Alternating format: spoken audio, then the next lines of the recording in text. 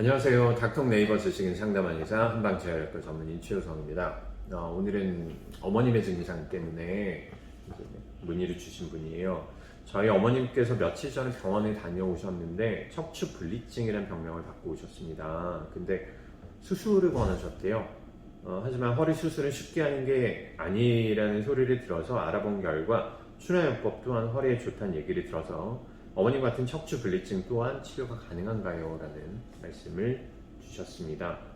어머님 증상이면 참 걱정이 많이 되죠. 저도 제가 아픈 것보다 저희 어머님, 아버님이 아픈 부분들이 훨씬 더 신경이 더 많이 쓰이고 더 걱정되고 계속 전화드리고 물어보고 이렇게 하게 되던데, 일단 너무 걱정은 하지 마세요. 자, 척추 불리증이라는 병명을 먼저 받으셨다라고 말씀을 해주셨어요. 척추 불리증에 대해서 먼저 한번 얘기를 해보면, 자, 지금 제가 보고 있는 게 허리뼈예요.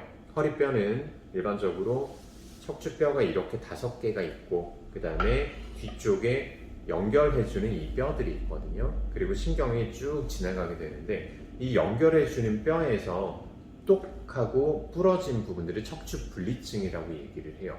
자, 척추 불리증은 우리가 두 가지로 볼 수가 있는데, 선천적으로 분리가 돼서 타고나는 경우도 있는데, 대부분의 경우는 우리가 나이가 많이 들거나 아니면 자세가 많이 좋지 못하거나 아니면 순간적인 물건을 갑자기 든다든지 아니면 운동하다가 삐끗한다든지 이런 것들에 따라서 이 라미나라고 하는 부분들이 똑하고 깨지면서 척추가 깨지는 부분들을 우리가 척추 불리증이라고 얘기를 해요. 척추 불리증 자체는 뼈의 골절인데 생각보다 그렇게 통증이 심하지는 않아요.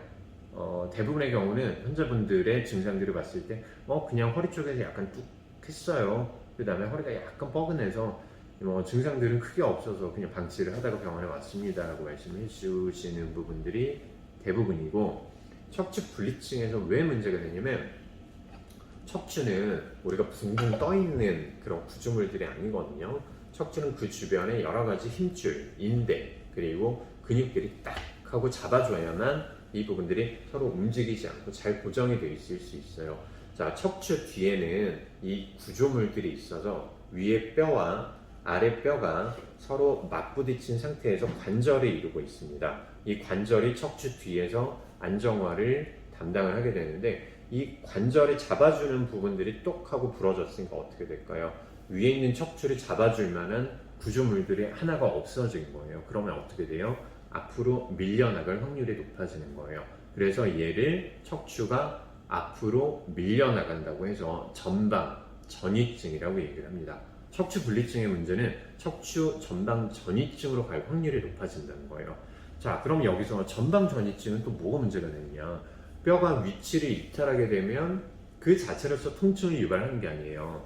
자, 위에 뼈와 아래 뼈는 뒤쪽에 있는 추간공이라는 구멍을 통해서 신경이 지나가게 되는데, 이 척추관이랑 그 다음에 추간공에 신경이 지나가는 길들이 막히게 된다는 거예요.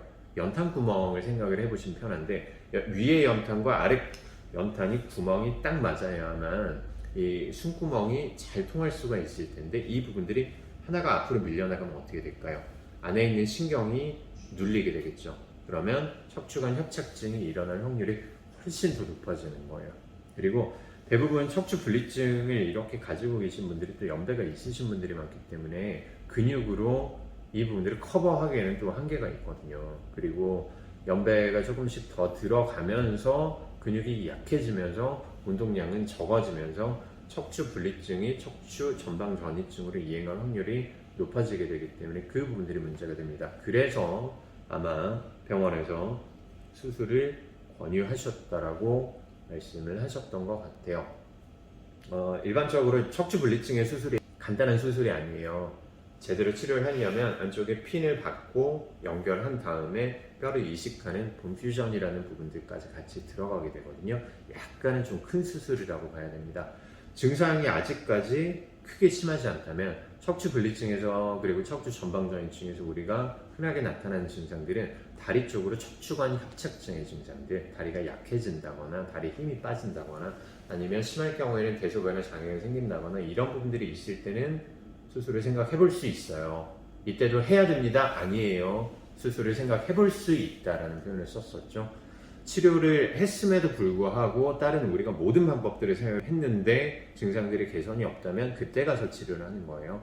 그리고 다행인 부분들은 아직까지 어머님께서는 척추 분리증이라는 진단만 받으셨고 척추 전방 전이증이라는 진단을 받지 않으셨다고 생각이 됩니다.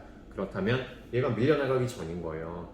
신경이 아직까지는 눌린 상태가 아닐 확률이 높다는 거죠. 크게 걱정하지 마시고 지금은 먼저 허리 주변으로 약침 치료 먼저 하고 그 다음에 본인의 불편한 부분들을 먼저 좀 개선을 시켜준 다음에 척추에 걸린 하중들이 적절히 조정을 해주는 추노요법을 쓰면 돼요.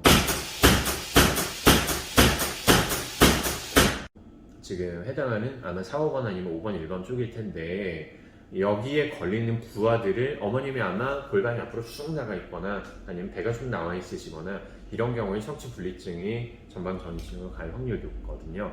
그래서 이런 부분들은 골반만 바로 잡아주고 그 다음에 척추에 걸리는 부하를 적절히 조절만 해준다면 충분히 더 진행하는 부분들이 막을 수 있습니다.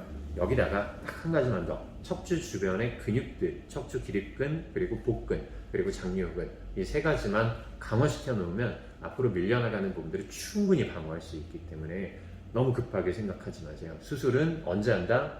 다른 치료들을 해도 전혀 반응이 없을 때, 다리에 마비가 왔을 때, 대소변에 장애가 생겼을 때 이때만 하는 거니까 일단 치료 먼저 받아보시기 바랍니다.